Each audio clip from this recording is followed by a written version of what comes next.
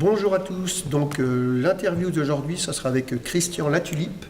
Alors Christian, bonjour. Bonjour. Merci de répondre à nos questions. Christian, c'est un profil un petit peu différent de tous nos interviewés des jours derniers. Donc canadien d'origine, entraîneur actuel de l'équipe nationale féminine des États-Unis. En même temps, en parallèle, il entraîne la Nationale 3 garçons au Grand Poitiers.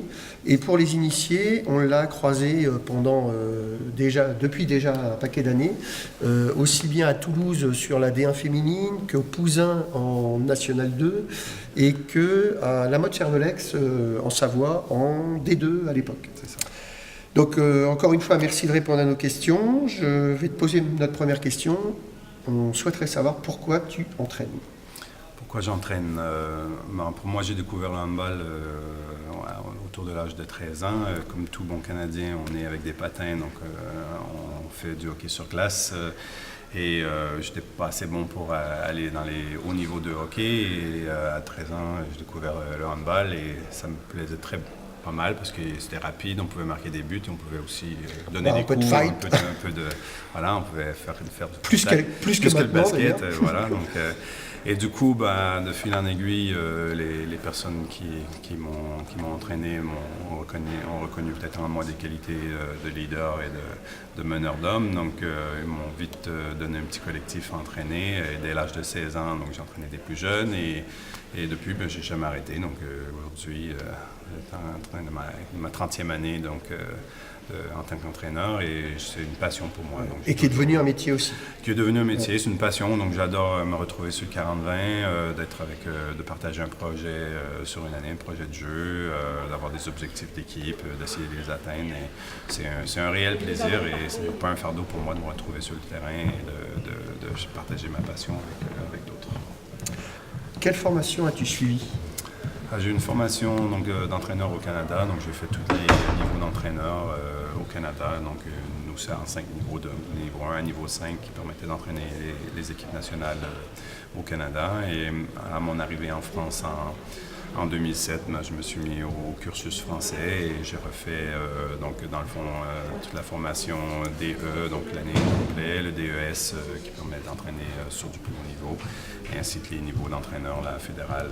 Je suis entraîneur fédéral adulte ici pour la Fédération française. Ok, donc un cursus vraiment très rempli. Ton objectif principal d'entraîneur?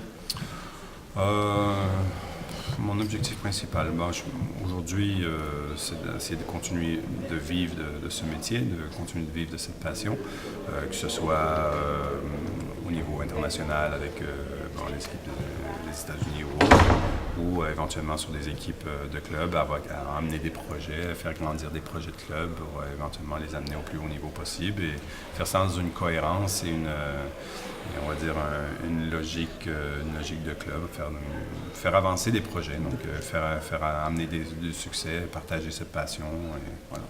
D'accord. De façon pratique, comment prépares-tu tes entraînements? Beaucoup par la réflexion. C'est vrai qu'avec beaucoup d'années d'expérience, on n'a pas toujours besoin de coucher tout sur papier, mais je réfléchis beaucoup à mes contenus, sur les objectifs que je dois amener dans mes entraînements, qu'est-ce que je dois essayer d'améliorer pour les individus, pour les équipes, pour les gardiens, donc essayer de penser à tout et le faire de façon assez cohérente. Donc voilà. D'accord. Ma dernière question, ce sera de te demander de partager avec nous un conseil que tu pourrais donner à un entraîneur qui débute ou qui n'entraîne pas souvent. Moi, je pense qu'il faut être très ouvert d'esprit, rester le plus humble possible. Il ne faut pas penser qu'on connaît tout. Je pense qu'on peut toujours apprendre dans notre métier. Les jeunes joueurs, les jeunes joueuses, les générations, les mentalités, chaque région, peut-être des mentalités différentes. Donc ça nous force à tous les jours à s'adapter des fois à différents contextes. Il y a des années qui sont des fois compliquées pour différentes raisons et il y a des années qui sont formidables. parce qu'il y a eu du succès, parce qu'il y a eu beaucoup de plaisir.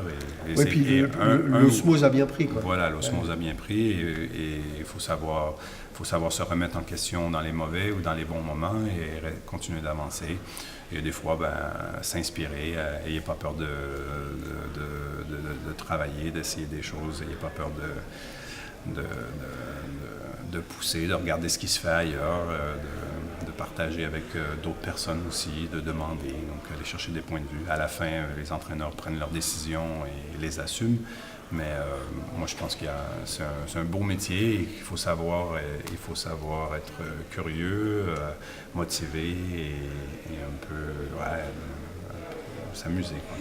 Ok, écoute, un grand merci de nous avoir fait partager une expérience aussi riche et cosmopolite. Merci à vous de nous suivre depuis quelques jours sur toutes ces interviews flash et puis surtout, n'oubliez pas, coachez-vous bien.